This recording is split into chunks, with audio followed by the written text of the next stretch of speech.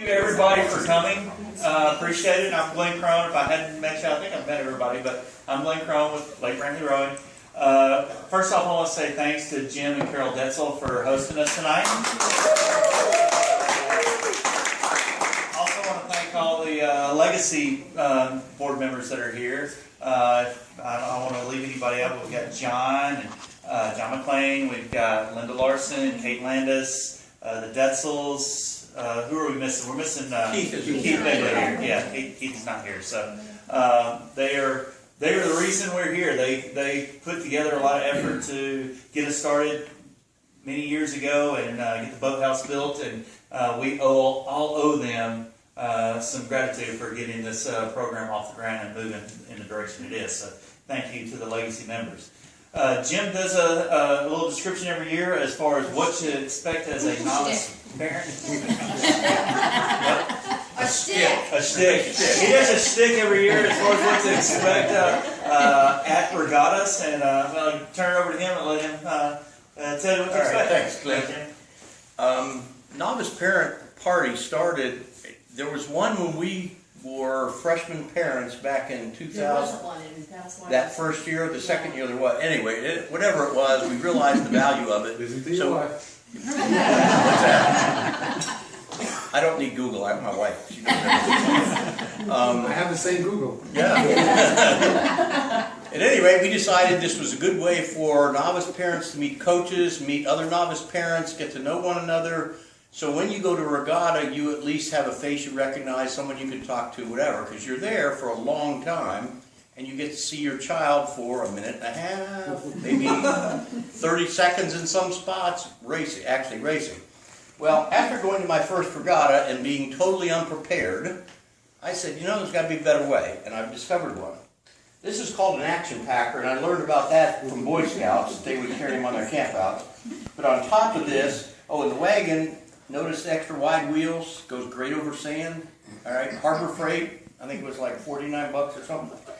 On top of this, I would have a 12 by 12 canopy, all boxed up, if you will, or in its case, and a couple of chairs, and I'd bungee them down so I'm ready, and I would head off to the races. And inside, of course, was everything that is necessary. Now, to me, I like to film or see my rower for a little more than the 50 feet in front of me, so I would bring a tripod and a spotting scope, or and sometimes a video camera, which I could videotape the show. Always would have an extra towel, because I sweat a lot, as you'll see. I actually carry a towel with me. I perspire a lot, and these regattas, most of them get up hot, right? Or rainy. Now, as much as I like the toilet paper in the porta-john, I always carry some with me, just in case they run out of that luxurious stuff, right?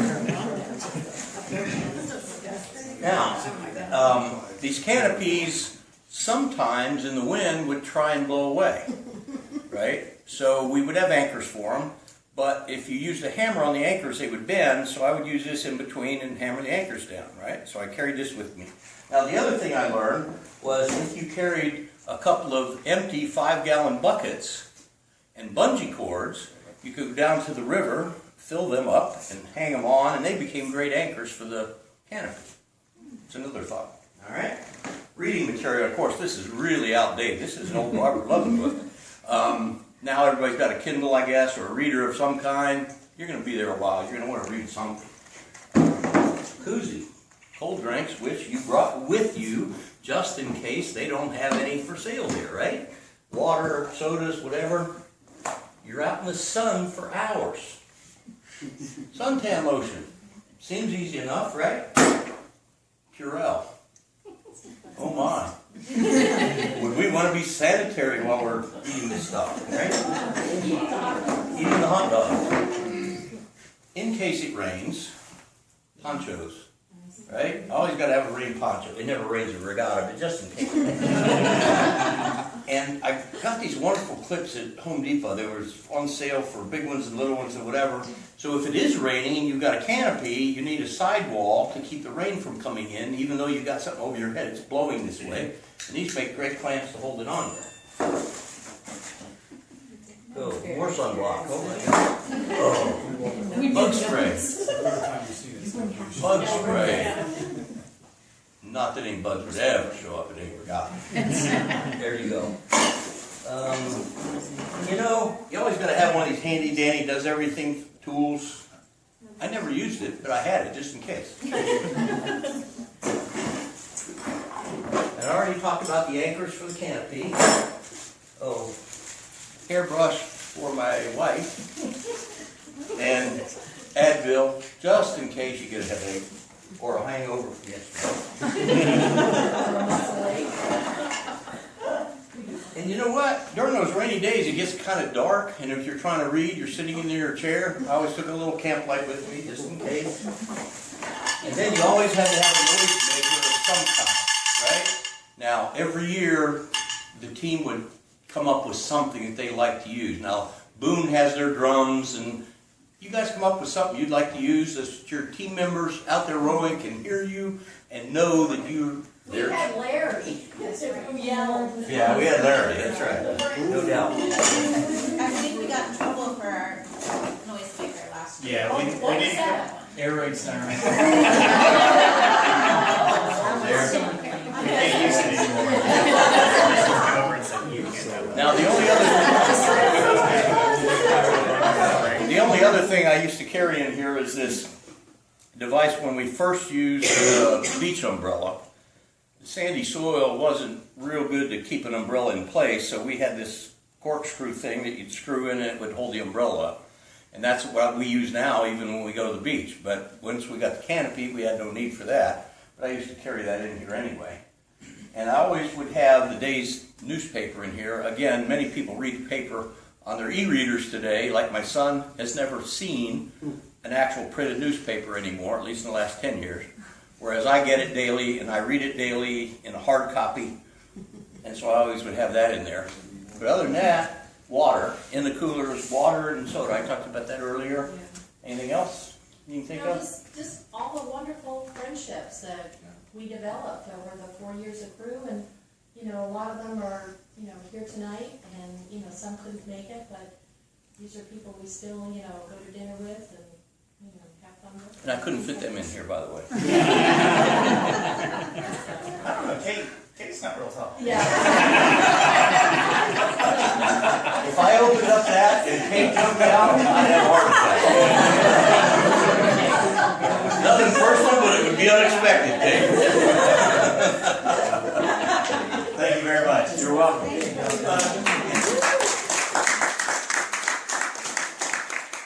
I would like to kind of, a couple things, I want to make a couple more recommendations.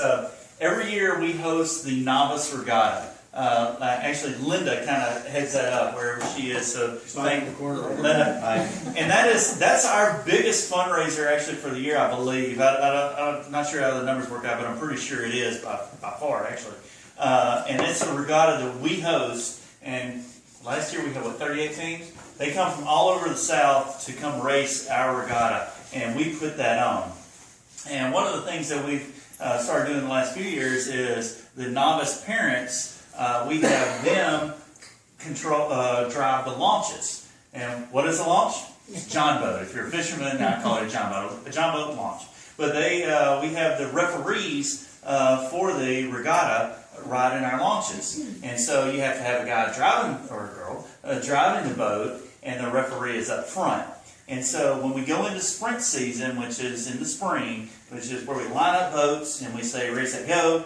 Actually, they say something different. What is the actual term? Tension row. But they row. If you're driving a launch and you're right there, you're from me to those windows behind the boats, watching them race, and you get to see the races up close for the whole 1,500 meters. And it is by far the best learning experience you'll ever have in rowing. And it's the best seat in the house. So that's why we decided to have the novice parents drive the novice rowers. Sometimes it's a little cold, but don't worry about that. You'll be fine. You won't get sunburned. Yeah, you won't get sunburned. You don't have to worry about sunscreen. It's only February. When the sign-up sheet comes up for looking for volunteers for launch drivers, it is expected for the novice parents to have the first slots. Once y'all take all the slots that are available, then we'll find somebody else to fill those other spots, because there's a lot of upperclassmen parents that would like to do those boats. You have to know how to. Yeah, it's a John boat. We'll teach you. We'll teach you. You don't have to know anything other than you throttle it up and down. Yeah. All I can say is, having almost dumped one of the referees in the water, you don't need to worry about it. They get over it. Slow on acceleration, slow on acceleration. And if they make a call against Brantley, you just kind of kick the wheel fast. Problem solved. You can dump one real quick. Yeah, throw them in the water. It also gives you a great understanding of what's going on, because you'll find out, oh, this is why there's so long between every race. Yeah. Because you're seeing firsthand what's Yeah. going on down And the you're start line. and you'll see how fast these boats are. These are the novices, and they're going surprisingly fast. You're like, I didn't realize from the shore, it's you don't get a sense of how fast these boats are rowing. They're rowing pretty fast. Since we have the coaches, we have Coach Jen and Preston for the novices, and Tom, sorry, Jen and Tom, and Preston. People are right behind me. And then we have Preston and Mira for the varsity. Now is the time to ask the question. And nobody got into this sport knowing what was going on. It's not like you grew up watching rowing and then you know all the rules by the time you get to high school. So if you got any questions, now's a very good time to ask them. Does anybody have a question? I just want to say thank you all.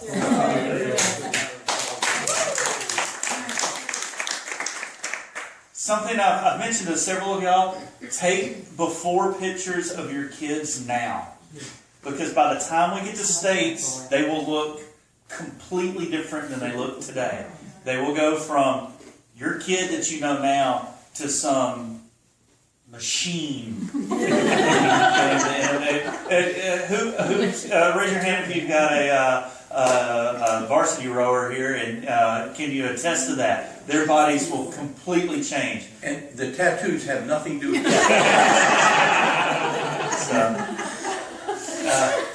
So when you see something that's going on and you don't understand what it is completely okay to ask anybody, because none of us knew a year or two ago. So, anybody got a question? We're doing this now. Okay. Yeah, right. You got a question? I Fire away. I know everything about rowing now. We don't have to make it formal. You want to ask the coaches a question? By all means, go ask them a question. Yeah, have another drink and then ask. We want to thank everybody for coming. To us, it's a pleasure to do. The years we don't enjoy this is when none of the novice parents show up. Oh, we haven't done that, but when. Well, we've had years where very few of them have shown up. I mean, this isn't just to have a party, it's to give the novice parents a chance to meet one another, meet the coaches, find out what they need to know, that type of thing. So we're glad you're here. Thank you. Thank you. Yes, Tom. I have a recommendation for those of you who haven't done it yet. Get in a boat. Try it out. I don't know I don't know what the schedule is for the adult rowing program right now, but yeah. I did that after that tall, handsome coach's freshman year, and it was a great experience for me to do that. Yeah, there was an empty seat yesterday, wasn't there, Preston? Oh, yeah. Yeah, they could get, it was just 24. So, wait, would y'all explain, this is something that I thought was hard to grasp. When you do your 6K test and your 2K test, tell them what to ask the kids, because they don't tell. And what's good splits? What should they be looking for? What kind of questions should they ask? Just ask if they PR'd, personal record. That's usually the goal for those tests, is to do better than your last one or the best that you could do. So you're not going to understand the numbers that they tell you. So if you say, did you PR? Did you pull a personal best? That's a good question to ask, I would say. Yeah. Did you cry? A split is going to ask you, did you vomit?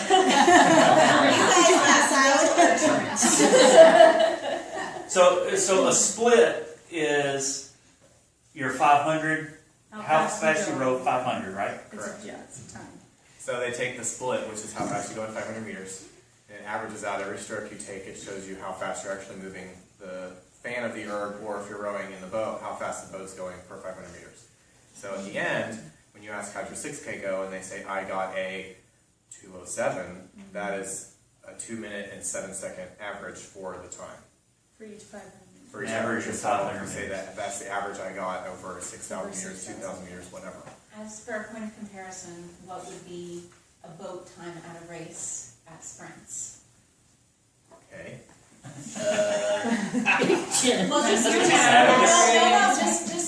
take a novice boat, a novice 8 at 5, any sprint regatta. 500. Yeah. Varsity boys, 4.5. Well, yeah. Novices, 5 minutes under. Girls, 5:10, 4:55. You know. In general, a varsity rower would pull, a girl and a guy would pull what split in a 6K to be in a varsity boat and versus the top. There's about like there's about like a 45-second to minute gap in between a boy and a girl. Yeah. I would say. Yeah. So what is Joseph row first? Yeah, Joseph is So on top of that. let me tell you something about Joseph DePalma. He's our senior captain, and he's an animal. He beat my 6K PR in college. He beat it his sophomore year of high school. He beat his 2K PR, my 2K PR from college, his junior year of high school. Is he still running from the last practice? Well, I hope so. So he's very, very good. He pulled a 146.2 average on his 6K, which is insanely fast. That beats me by 3.5 splits. So The split's a There's a second. lot of boys that don't pull that off. No, the split is a second. Yeah, it's not a second. Oh, it's not a second? Split is about 4 seconds. So he pulls a 6.5 minute 2K. That's very good for a high school boy. So somewhere in that range of 6.5 to 7 minutes for boys for 2K. It's all depending on their size and everything too. I mean, this kid's 6'2" and 200 pounds, so he's a big boy. And you'll see all the kids when they line up, when they get their medals, you'll see the difference. You know, it may look kind of the same in the boat, but then you'll see the changes. So that's what makes it fun. But I'm just trying to. These questions are all for Glenn, by the way. Yeah. Was it a 6K or 2K? You can ask their time and be like, oh, that's great, honey.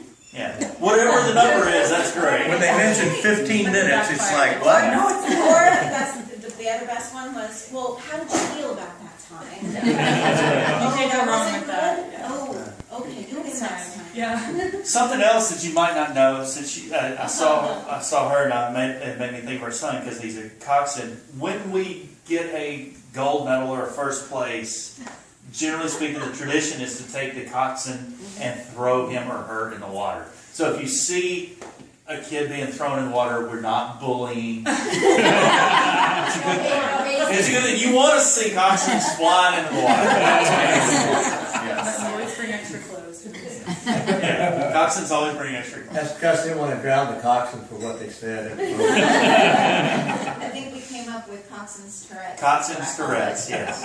And Yeah. in the boat, things come out that are not personality related at all anymore. Very true. Oh, so now they're trying to lose so they don't get thrown in the water.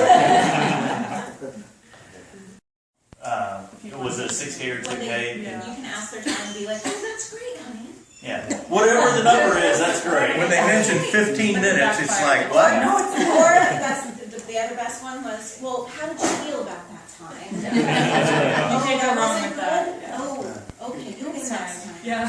Something else that you might not know, since I saw her, and it made me think of her son because he's a coxswain. When we get a gold medal or a first place, generally speaking, the tradition is to take the coxswain and throw him or her in the water. So if you see a kid being thrown in the water, we're not bullying. It's a good thing. It's a good thing. You want to see coxswains flying into the water.